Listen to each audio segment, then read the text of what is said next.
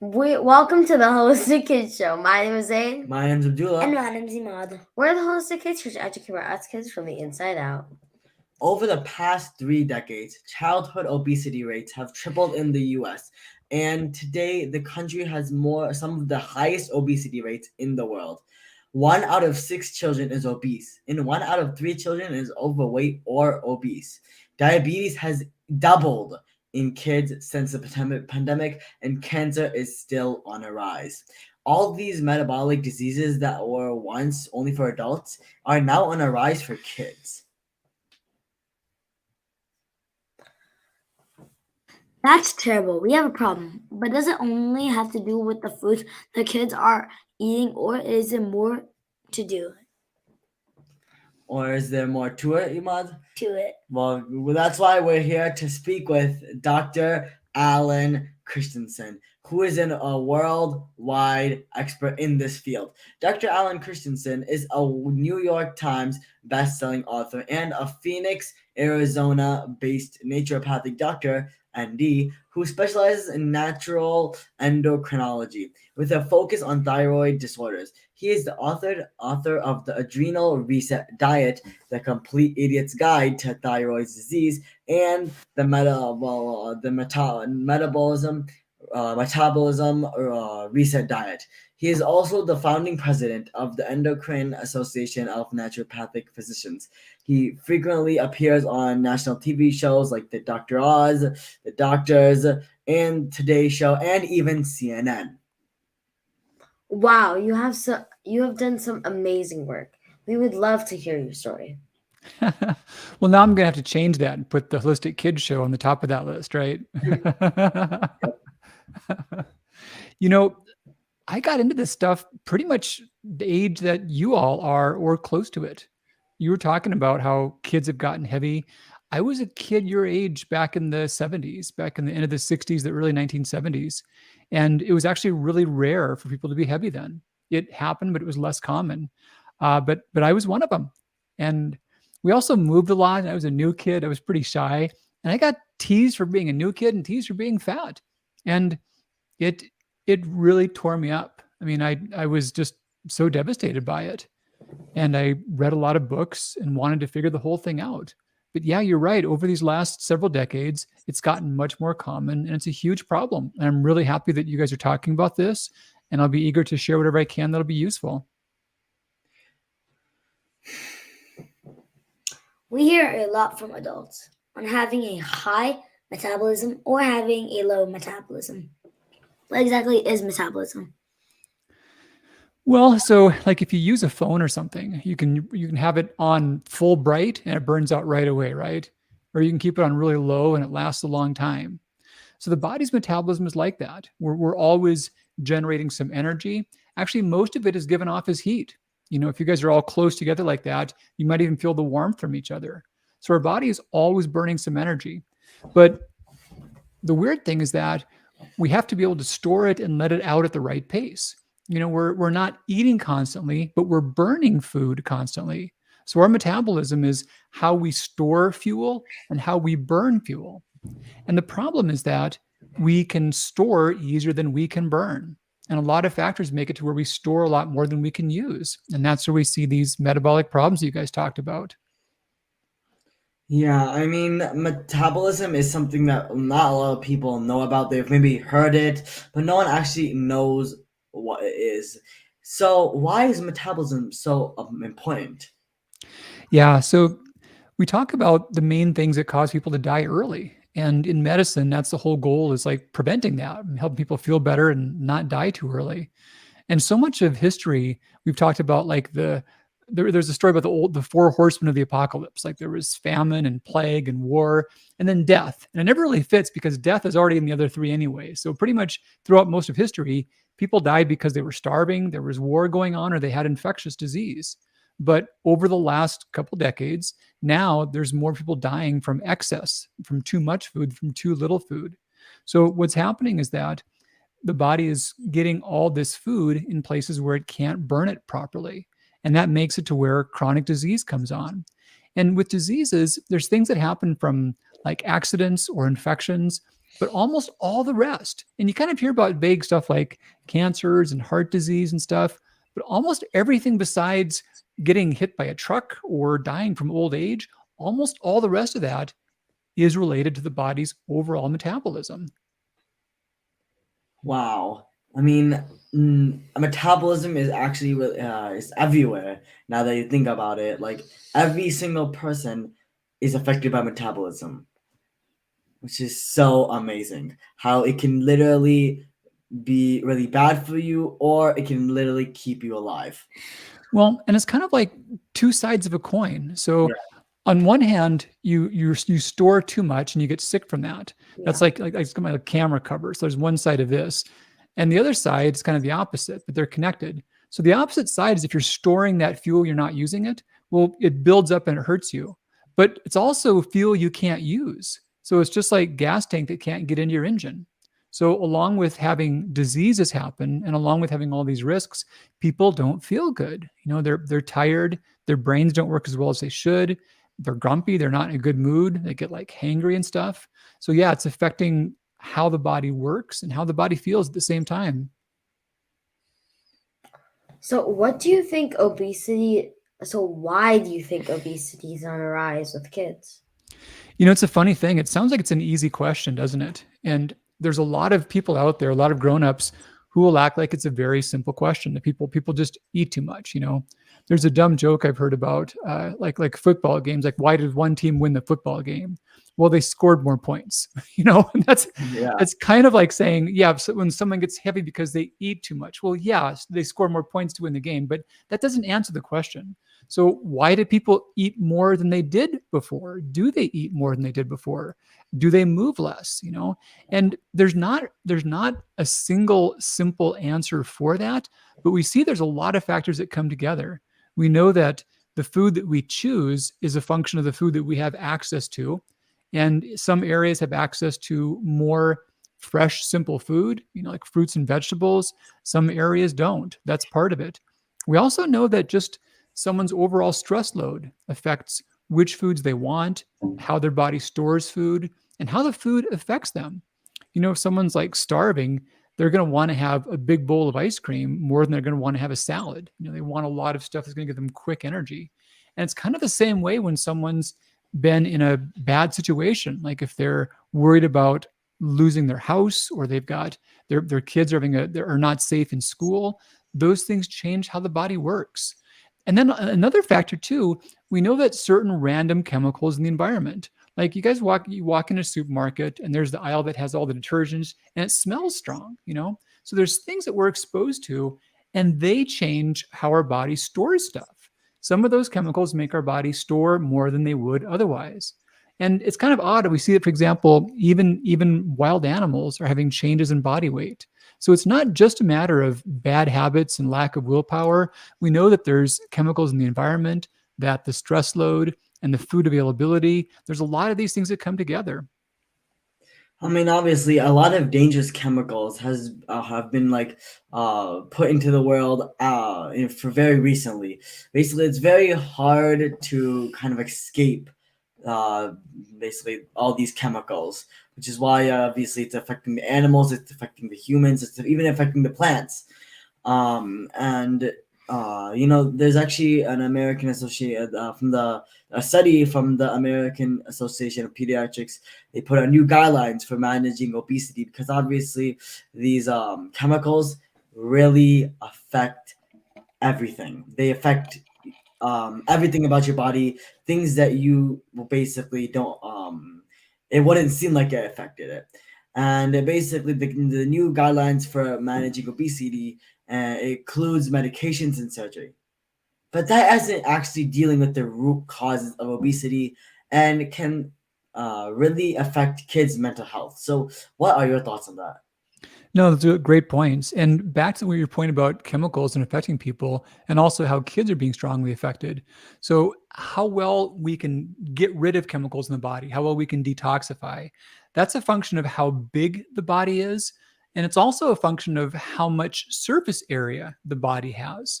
So kids are smaller, but they've actually got a different ratio of how big their body is to how much skin they have on the outside. And that means they absorb more stuff, but their organs that process that stuff can't work as strongly.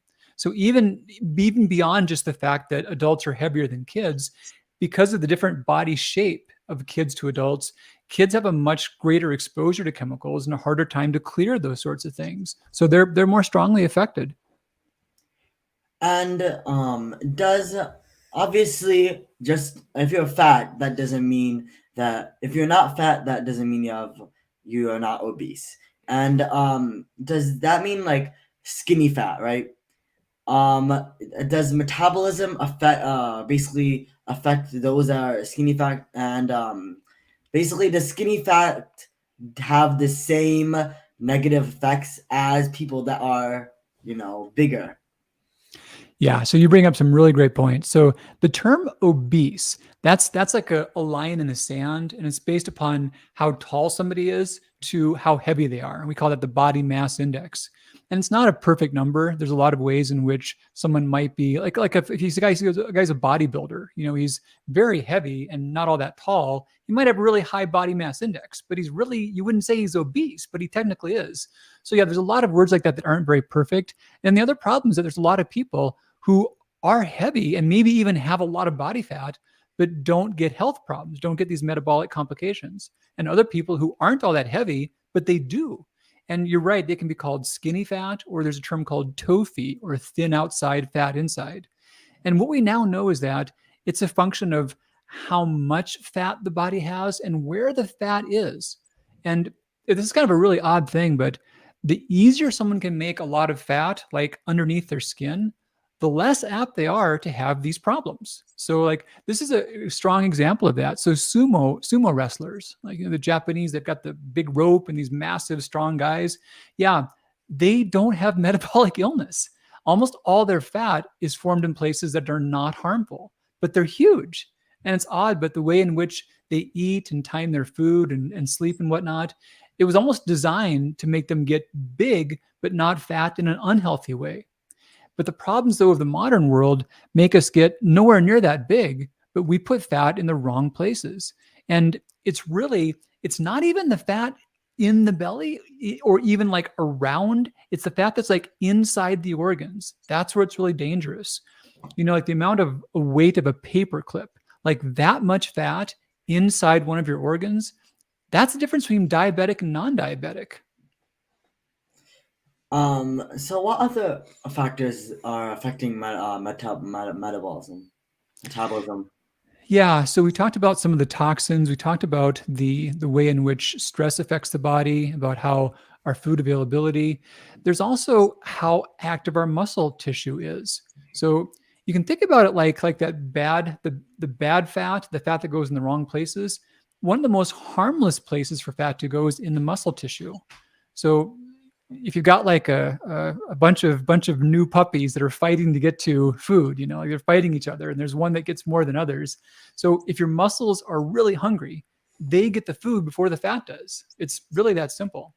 So yeah, the more active muscle tissue is, and that's a function of how much you have and how active you are. But what we're learning now is it certainly can be benefited by more structured, strenuous exercise.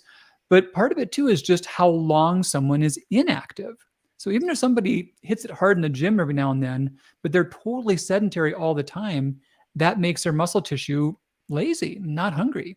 So the muscles can't get that energy as well. And that's another big factor behind it. Let's talk about the liver. How does the health of the liver affect metabolism? Yeah, so the body has safe places to store the fuel and dangerous places. And right now, you guys you're using your brains. I am too. So we're using energy, but we're not consuming a source of energy. We're not eating at the moment. So our body stores it and lets it out when we need it. And the liver is pretty cool thing. Actually, the name for liver is from a Greek word called hepatikos, which is life. And the word live and liver, it's like not a coincidence, So at any given moment, your body has tens of thousands of chemicals in your bloodstream that are kept at just the right amount. That's your liver doing it. Glucose as energy, that's just one of thousands of chemicals your liver is regulating. So we consume stuff from food. we store stuff in our liver, and our liver picks and chooses what to let out when and what to pull back when. And when it works great, you can have a big meal, go for a long time, have plenty of energy, and then be hungry and eat again. But when it doesn't work great, your energy is not steady, or your appetite is way more than you need, or your body just stores it in toxic ways. So yeah, this is all about your liver working well. I mean, yeah, liver is such a big factor in health that a lot of people don't really understand. So let's talk about the non-alcoholic fatty liver disease, or NAFLD, which is actually a common disease in children that most people don't talk about. Can this lead to weight issues in kids and health issues? It sure can. It's something that it can be a problem all by itself, but it's also part of all these other metabolic issues. So when someone has a metabolic problem, that can mean diabetes, that can cause heart disease, that can cause vascular problems or liver damage, but it usually starts at the liver, and it's getting more common in children. Now, the hard thing is that when we think about how common it is, the hard thing is that the most perfect ways of checking whether it's there or not are things that aren't done regularly. There's no simple thing like a blood test or a measurement that can say if someone has fatty liver. But when someone's going to donate liver tissue, they have to have a sample of their liver taken by a needle. So they call it a biopsy. And that's the one way you can say for sure if someone's had it. And they've done studies where they've taken people who are perfectly healthy, they're not even heavy, and they're going to donate liver tissue to a loved one, and they get a biopsy. So when perfectly healthy people do that, it turns out that 40% of them, 40% actually has fatty liver. And we're seeing now that amongst kids, it can be getting up in the 20 or 30% rate as well. And yeah, it can actually cause problems by itself, like gas or bloating or discomfort in the right part of the abdomen, but it can also make it to where the body's energy distribution is not stable. So the brain can't work as well, the mood can change, energy can be erratic, and that goes along with then all these other risks. Yeah, and so basically you're saying that weight issues in kids is also affecting the behavior and how their brain functions, which is crazy because usually people think of fat as just being something on the body, but really it can affect your head. It can affect your head in a lot of ways. You're totally right. So we mentioned how we have energy in our bloodstream. One of the molecules is glucose, and your brain is hungry. Our brains make up like 5%, like a tiny, tiny part of our body is our brain, but it uses up like a quarter of our energy. So it's always having to have a lot in a steady stream. And your brain doesn't need a lot of energy to keep you breathing, but your brain needs a lot of energy to do creative, highly intellectual things, to really work at its best. So when you're not stable and steady for your energy levels, your brain won't work at its best. And when that happens, you can't perform as well in school, but also you experience the fact that things aren't happening easily for you, and that's stressful. So people feel more upset and more angry easily. And if someone would say something that might offend them and they're not stable in their blood sugar, they feel more emotional and they feel more sad and more upset, and that can become this vicious cycle. So definitely these problems can affect mood and mental function. Yeah, and it's so terrible how basically because of your weight issues, you could get, teased, and that could cause a lot of stress. And all that stress plus the weight issues could cause a lot of damage to your emotional, your mental, basically even your physical health and how, you behave, which is why stress and, is a very big problem in kids now as well. It is. It's a funny thing. I think as adults, we often, I don't know, we think that kids' experience is not as real, but I think it's, if anything, it's even more real. The way in which your brain can generate an emotional response, it's more powerful earlier along. Our most intense memories and experiences occur early in life, and as we get older, we can't make the high levels of emotional responses as well. So I think adults are too quick to dismiss the things that kids can go through, the stressors in their lives. But if anything, they're probably more serious. They're probably hitting them harder than they are for grown-ups. It's so terrible. Does your thyroid affect your metabolism? Yeah, it does. So we talked about how the liver is like where you're storing your energy. Your thyroid is kind of like how fast your car is going, like how hard you're pushing the gas pedal. So if it's slow, just everything burns slowly. And in terms of numbers, if your body uses like a few thousand calories per day, if your thyroid's slow, you might only use half of that. And that's tricky because your body needs a certain amount of food just to get the basic essential nutrients. But if you burn very little of that, you either end up with malnourishment with too low of important vitamins and minerals, or just too much food total. So those things can go together. So how can kids optimize their metabolism, liver, and hormone health? Yeah. Yeah, great question. I think a big part of things is having a having simpler foods. That's part of it, and I'll talk a bit more about that. Part of it too is just regular activity. You know, it's it's awesome that we have technology. When I was you guys' age, I loved libraries. I lived in the libraries. I had my own encyclopedia set. That was like the best thing. We had, of course, this is so far before the internet, and the internet is an awesome resource, but there's been billions of dollars put into making us spend more time than we actually want to and go past our needs. And that's true both for the internet, but also for processed foods.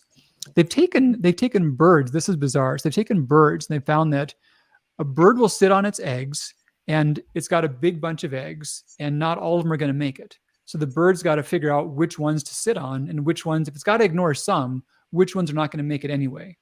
And they found that the birds will have like just a couple of basic things like how large the egg is and how deep the color is. And that's how it chooses. So check this out. There was a study being done in which they were looking at the patterns of birds and which eggs they would take care of. And right nearby was a gymnasium. And this gymnasium had these rubber balls for sports that were kind of the color of the eggs, but way bigger than the eggs ever could be. So what happened was these birds would go sit on these balls in the gym and ignore their eggs. So they called this a supernormal stimuli. The normal stimulus was the color and the shape, the blue round eggs. But this ball was so big, it was beyond what the bird was used to. So all it did, it wouldn't leave that. It wouldn't sit on the normal eggs anymore. And many have argued that's kind of what processed food is now. It's got this sugar, fat, salt, these things that we like, but it's got these proportions that are so amped up that we lose our taste for healthy, simple food. So yeah, so a big part is just having food that doesn't have an ingredient list. It's just food. Yeah, that's a big Simple problem. stuff.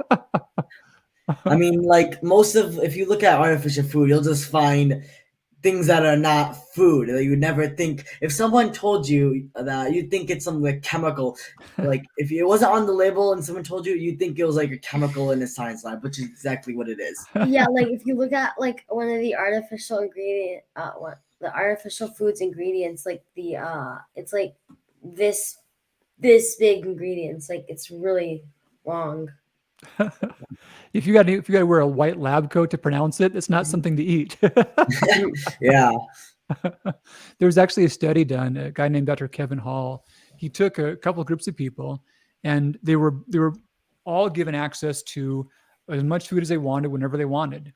In one group, they had stuff like, here's some fish, here's some chicken, here's beans and rice, here's some veggie dishes. And the other group, it was like, here's some frozen pizzas, here's some flavored chips, here's sodas or whatnot. And what they saw was that basically the same people being told to eat what they want, on the processed food, they ate about 30% more total food.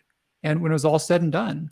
And that's something that I don't think it surprises us too much. You get going on a bag of chips and you can't stop. But when's the last time that you went back to the fridge and ate up all the broccoli? You just fill up on that stuff and you're done. Yeah. So now let's get to something a lot of people want to know how to do. How to actually lose that weight and how to get healthier. A lot of kids, they struggle with that, obviously, and doctors are even ignoring it. Now that's become a norm. So how are you able to, kind of get your health back, get your shape back, basically live happier that you've done that and you are healthier. Yeah, and I love giving this answer to you all in context of kids because it's different. So with kids, you're still growing. You're not at your full height. And the cool thing about that is you can change your shape by simply doing things well in a way that'll work going forward. I'll briefly mention adults and then we'll forget about them again. But adults, they're not growing up anymore. So when they've grown out, they've got to work really, really hard, and it's got to stressful to their bodies. They've got to work really hard to reverse that. But because kids are still growing up, they can just start doing the right things. And if they've grown out too much, it's going to sort itself out. They're going to come back to a good shape over some time. So it's much, much better for kids. And that's why it's better to correct the things when you're a kid than when you're an adult. Because if you're growing out, the up won't fix that anymore. You're already done growing up. Yeah. But basically it's having a balance of enough time outside. Something we didn't mention, that the physical movement matters, but there's more and more data saying that it seems to be important to do that stuff outside, like around trees or plants or living things, seeing scenes of nature. That changes our psychology in good ways as well. So enough time playing outside, enough simple unprocessed foods, adequate good sleep and rest. Talking about body weight and metabolic health, there's more data saying that how much we sleep may be even more important than how much we eat.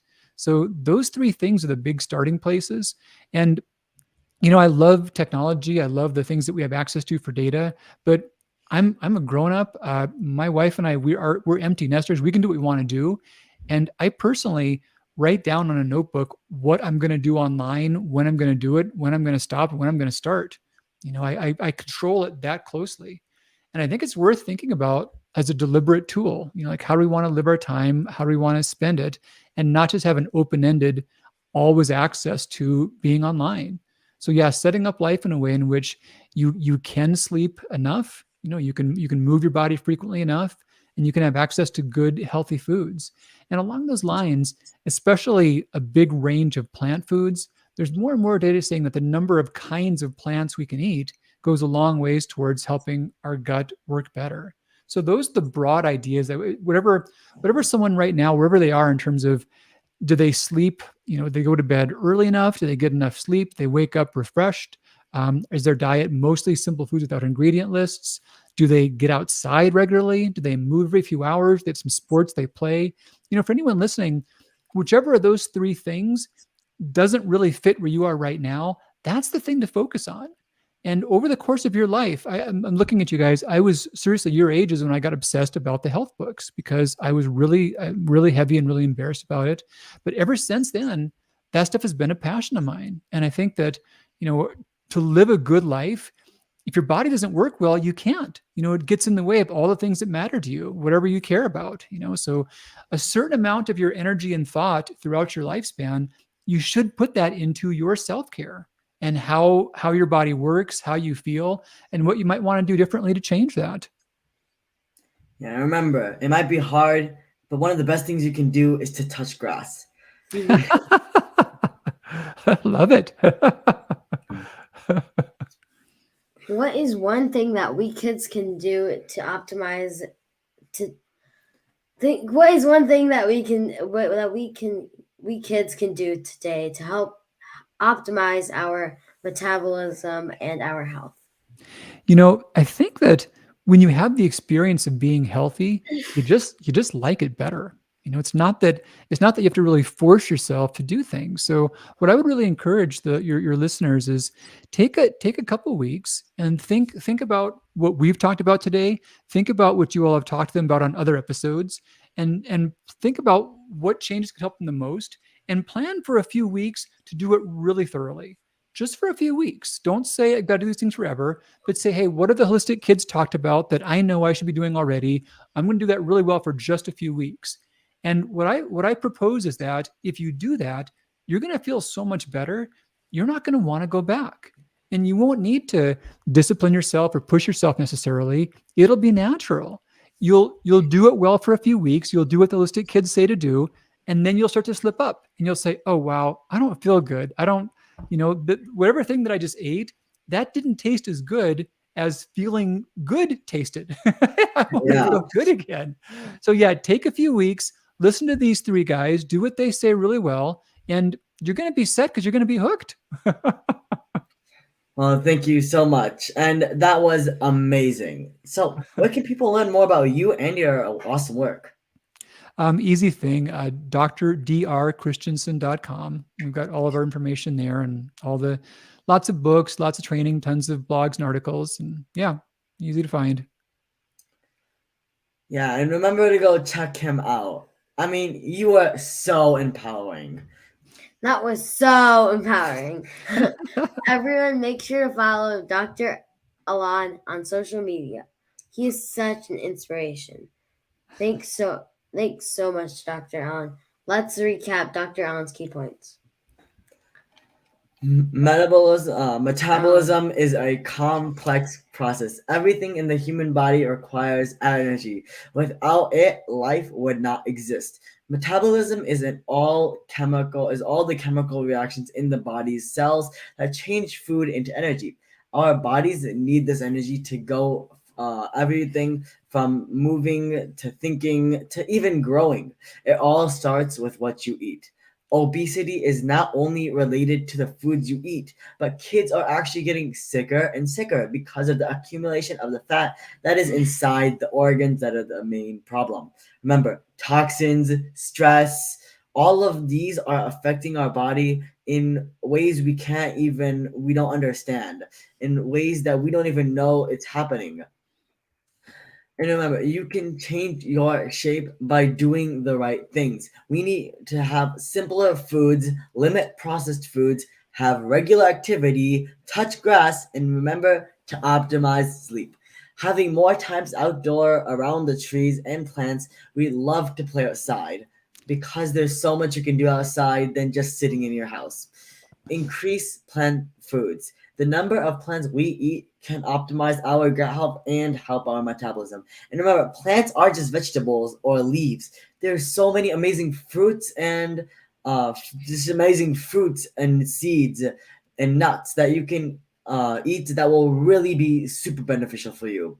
And remember to plan out a couple weeks to start with these main points. You may be doing it well at the beginning, and then when you start to slip up, but remember to always try until it becomes a part of your daily routine and you can really feel the change. Wow, Dr. Alan, that was amazing. We are so thankful for your wisdom and time today. We know you are so busy, so we're so honored with your time. Thank you, everyone, for tuning in. Until next time, I'm Zansari. I'm Dula. And I am Maud. Follow me on social media, Holistic Mom, and look out for my mom's book, The Holistic RX, your guide to chronic inflammation and disease. The Holistic RX for kids, parenting, healthy brains and bodies in a changing world. And the amazing children's book we wrote together called Adam's Healing Adventures, The Power of Rainbow Food. So check it out on Amazon. Yay! Kids need to learn from other kids. Please download Avocado Podcast and iTunes and leave a review so other kids and families can benefit. We need to work together to create a healthy future for all of us and the planet.